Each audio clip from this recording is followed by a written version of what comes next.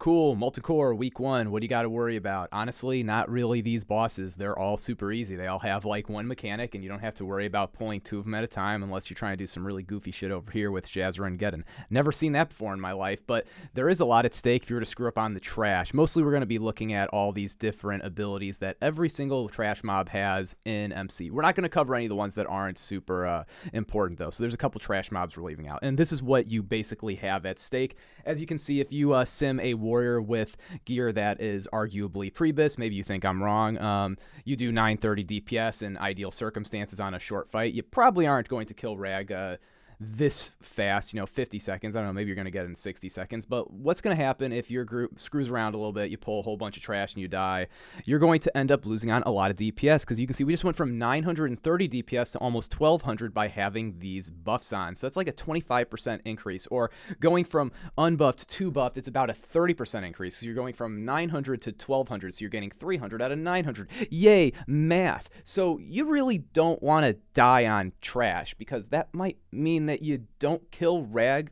at all the first week, or maybe some later weeks too. This is super common in 2019. So let's cover what the fucking mobs do. You should understand what the mobs do, and that will enable you as either a raider to decide what kind of consumes you're going to use, what trash packs to be careful on, or as a raid leader, how you could avoid having everybody ruin their night. So let's check out the mob that is most likely to fuck you up. These are the lava elementals in the lava packs. There are two of them. They're the black mob that does a cone stun. You can see here it has the move Pyroclast Barrage. Now, what's this do? Basically, it's an enormous cone. It's like a cone of cold, but it reaches like 20, 30 yards, I believe. It might be 20. I'm pretty sure it's all the way up to about 30. It does a 5-second stun, and it hits for 250 damage per tick in that stun. So this move, it's like 1250, 1500 damage, 5-second stun. There can be two of them. They can stack. So if you have both lava Ellies hit your whole raid stunned for 5 seconds, and they all take 3k damage. Yikes. You really don't want to mess this up, but you definitely don't want to mess it up with two of them, especially because you have the small mob in the lava packs that casts Fire Blossom, and look how it just does this shit like every second, and it just picks some unlucky fucker to hit them for 3,000 to 3,200 damage, unless you got something like Berserker Stance on, then it can hit you up to about like 3,500 damage. So if you were to, let's say, have somebody get hit by both lava elementals, and then the Firewalker rolls its 40-side die, and selects the same person, that person would take 6k damage in under a second, basically, and just fall the fuck over. And then there's the fourth mob that is in these 4-man lava packs, and that's the Flame Guards. And Flame Guards have an ability that I'm sure you are familiar with, which is this Cone of Fire shit, which is, it's got a pretty big damage range, but like 1200 2k damage hits everybody in front of it. And it also has this little damage source from Fire Shield. Now, all these stacked together, there's a lot of ways you can die. There's a mob that can hit you for 3k. It fires it once a second. That would be this one here. It's the small elemental.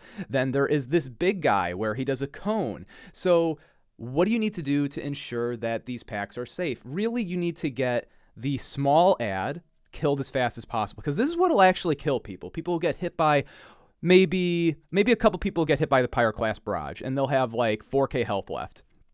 And then they'll eat a couple ticks of this Fire Shield. And so they'll be at 3k, and then the Firewalker decides, fuck you, and kills them.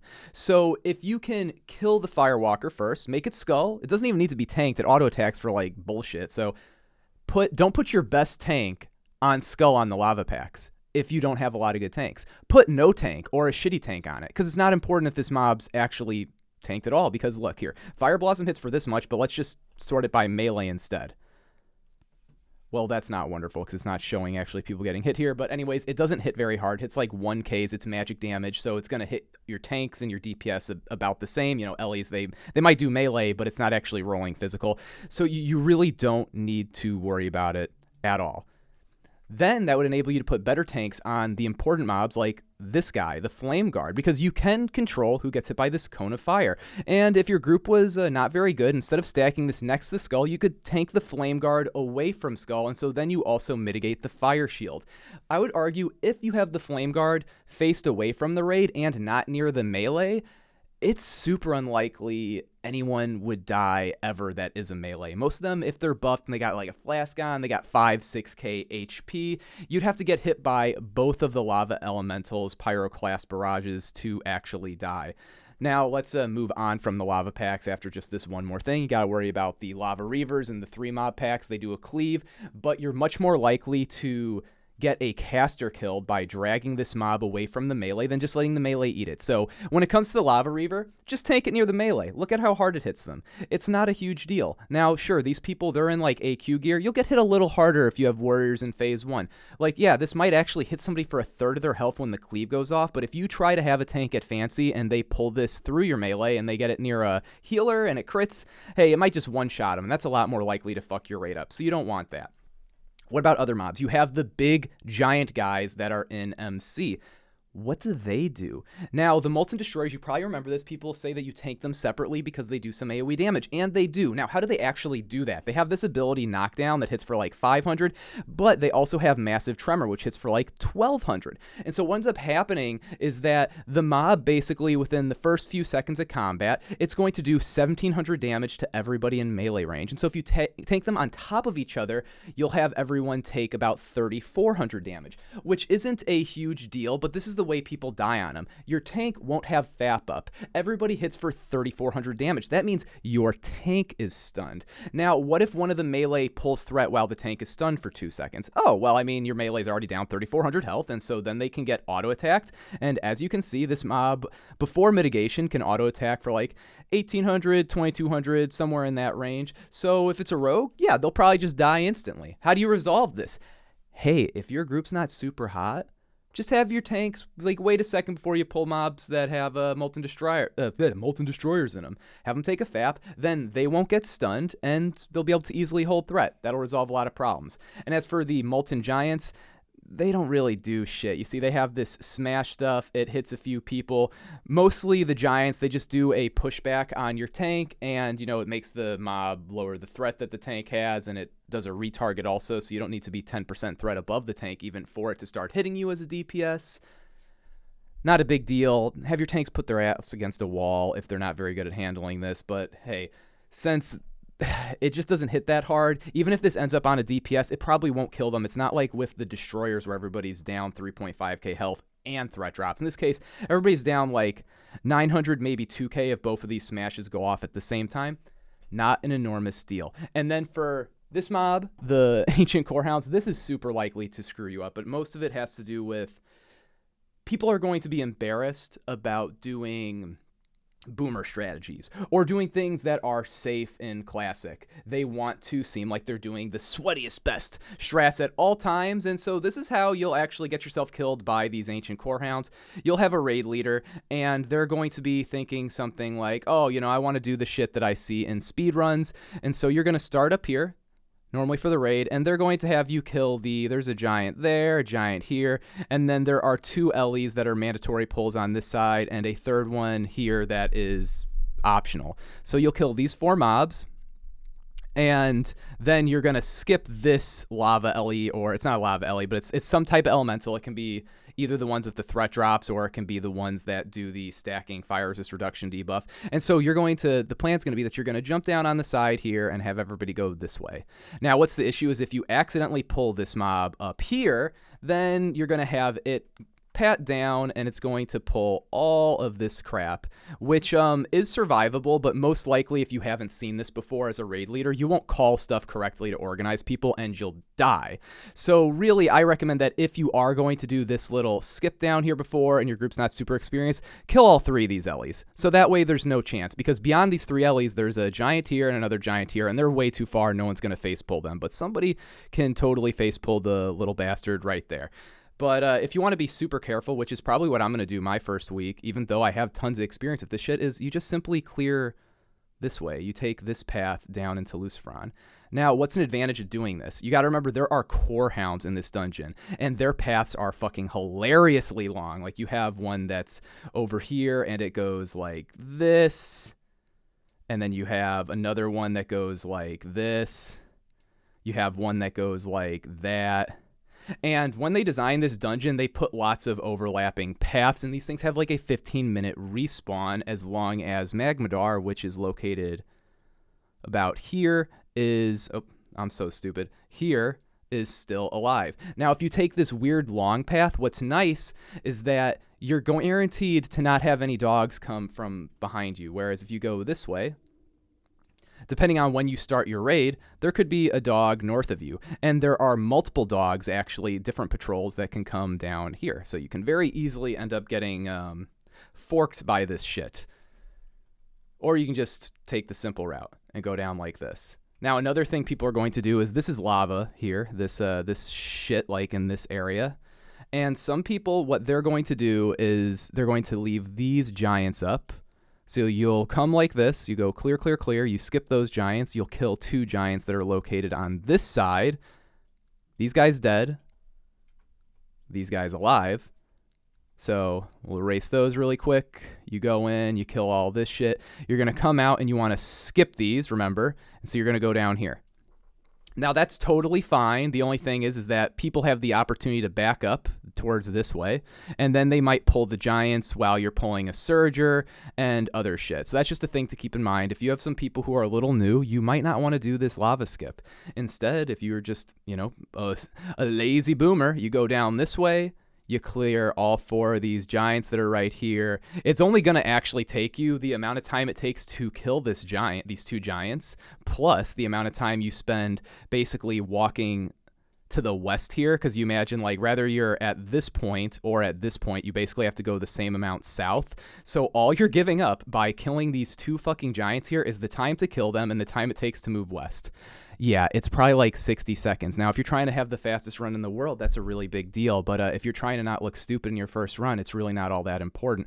And if you have walls to your side at all times while you're going through here and you're an inexperienced raid leader, you eliminate this whole angle where you can possibly fuck up and not notice shit. So I think you might want to do that if you're a little new to this. And then you can start thinking about things like, oh, what are the mobs actually going to do? What am I worried about? Like, if you're super concerned about people tweaking out and losing world buffs, you can delay a pull on a core hound by 20 seconds and have somebody use a free action potion so that way your tanks don't get stunned on pull.